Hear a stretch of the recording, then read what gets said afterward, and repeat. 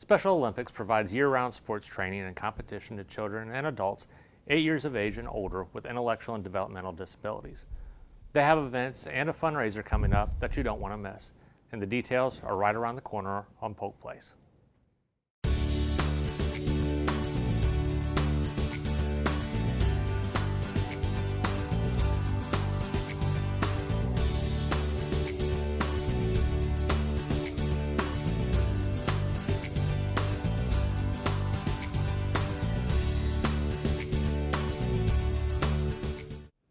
Welcome to Polk Place. I'm your host, Jeremy Morady, and with me in the studio we've got two great guests. Mike Long, who is now becoming a regular for us, which we love to see. Appreciate it. And he is the Director for Special Olympics Polk County. And also Officer David Keegan from the Winter Haven Police Department to talk about their partnership with Special Olympics. And I guess, Mike, we'll take it off with you. Always like talking to you. You always got great news coming on. Tell us what's been going on in your world, and what have your athletes been doing? Oh, well, we've always got something going on. That's the part. I've always got something to talk about. Actually, we just finished the county games for equestrian, and this weekend we're going to have our area games where we go to Hillsboro and actually have a big competition with the equestrian team. And then next weekend, we're going up to the state basketball, and I actually just got the readout just before I came on the show, and outside of Miami-Dade's got one more team than us, and Orange County's got one more team than us. We're basically that big of a group going up there. Wow. We've got something like, I think, 9 teams, and then we also have another 7 athletes doing skills. So Polk County's making their mark out there. Okay? Good representation there. For basketball. And then everything else right now is kind of into a practice mode because our big event, our biggest competition. Got your summer games coming up. Right, is exactly that, Yep. The summer games. The big game is March 2nd, but right now all the teams are practicing, of course, getting ready for that. So we'll have bocce, which is, of course, the fastest growing sport. Yeah, that's what you told us last time. Yeah, in Special Olympics. Yeah. Yeah, and I've ended up having to be venue director for that one, so that's going to be fun. We're going to have soccer, we're going to have volleyball. We've got all the track and field going on as well. And what did I forget? Soccer, track and field, volleyball, cycling. I always forget cycling. Okay. We're also going to be doing that. And we're also going to take the tennis people and have them come over at the same time. But this year we've also added, and I'm really kind of glad they did this, they split. They used to have, if you remember from a previous episode, we did the fall classic we talked about here. We had gymnastics and cheerleading going on at the same time. Well, now they've split it. They moved cheerleading into the summer games, which is nice because those are a lot of the same athletes that want to do the same thing. So there's always a conflict. Now they can do one on either So end. now we're going to have cheerleading now also going on. Okay. And this is all going to be done at All Saints Academy over there. Yep. And they literally, all the kids come out and do the volunteering. The faculty and the parent group actually does the fundraising beforehand. Fantastic group of people. They really step up for that one. That's wonderful. And so and of course that's going to be our big event.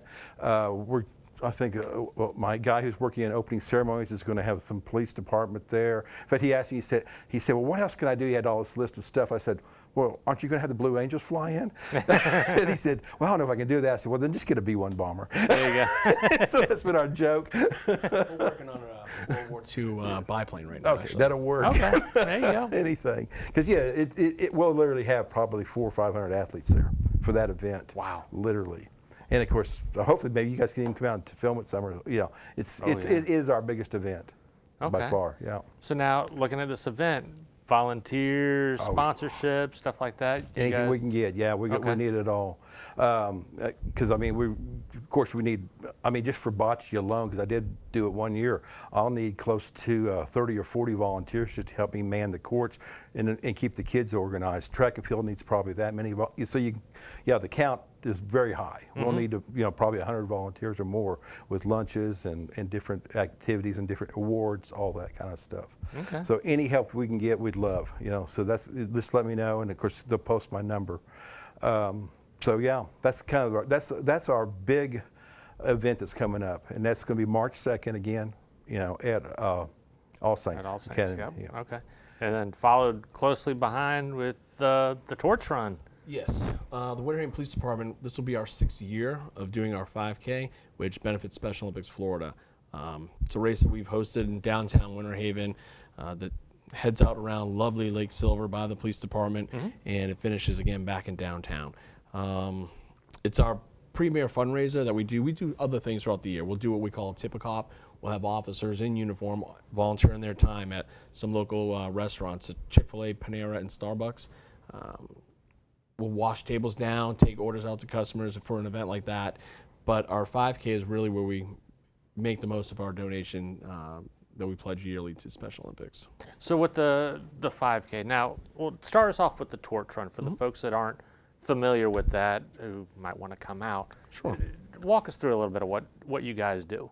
So we decided about 6 years ago, we wanted to start a fundraising event, and myself and another officer, we both were runners, and we've gone to different events. We decided, let's put on a 5K.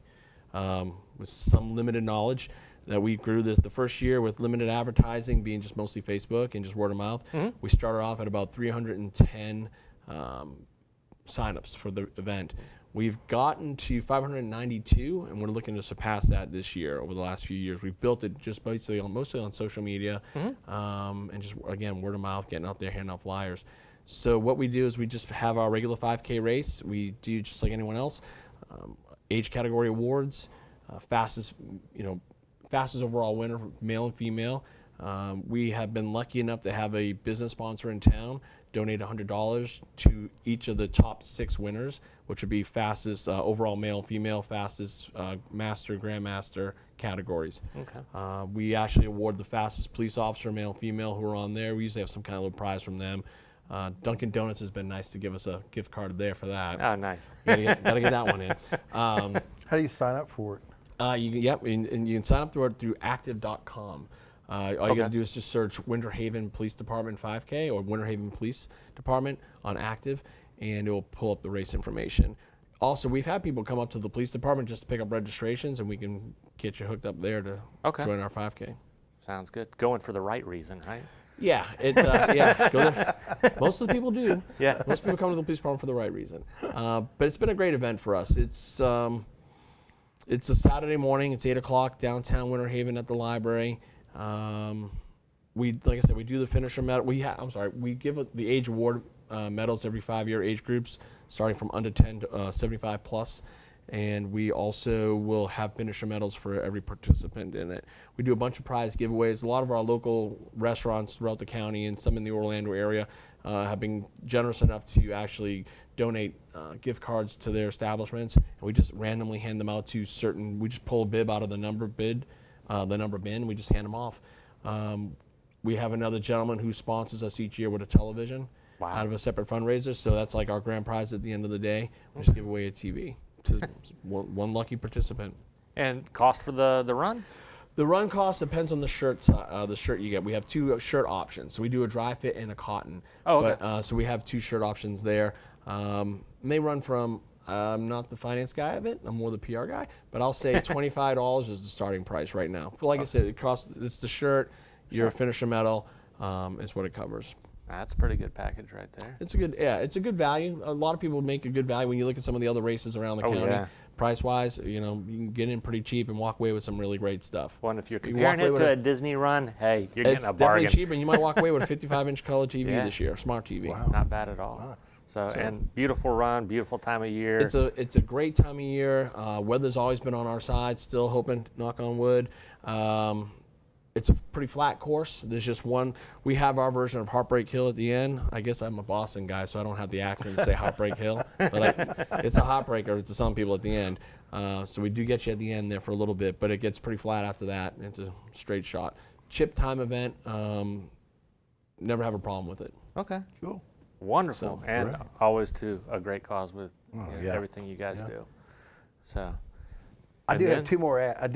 Since I'd like to. I have just sat down because at the beginning of the year and looked at all my programs, and I have literally maxed 2 of them out. So I'm looking for equestrian right now is up to 30 athletes, and I can't take any more, and actually need bigger horses because some of the athletes are adults. So I've got to expand that program. So of course it always needs money, but more than anything, I need more help and more volunteers, facility possibly. And then the other one is, We've had a fantastic golf program. It's part of the adaptive golf program out of the YMCA. It's out of First Tee over there in Lakeland. Yep. Sharon has done a great job of running that for the many years, but she's at 26 athletes, and honestly, First Tee can't really take any. I mean, she can't. You're limited in how much you can do there. And secondly, about half the athletes are coming from the northeast part of Polk County. So I would love to split that thing up and get another team, shall we say, going. So if anybody has connections and wants to be a golf coach and wants to help out, boy, let's put something over here on the Davenport, Haines City, even Winter Haven area. Find a course, get someone to get involved. I'd love to talk to you. Okay? Yeah, we'll get that out there. And Great. hopefully get you a new spot so you can come back and talk to us about that program too. Yeah. So, well, thank you guys both for coming in. Thank you. Always love having you here. Appreciate it. So, look forward to seeing you again next time. Okay.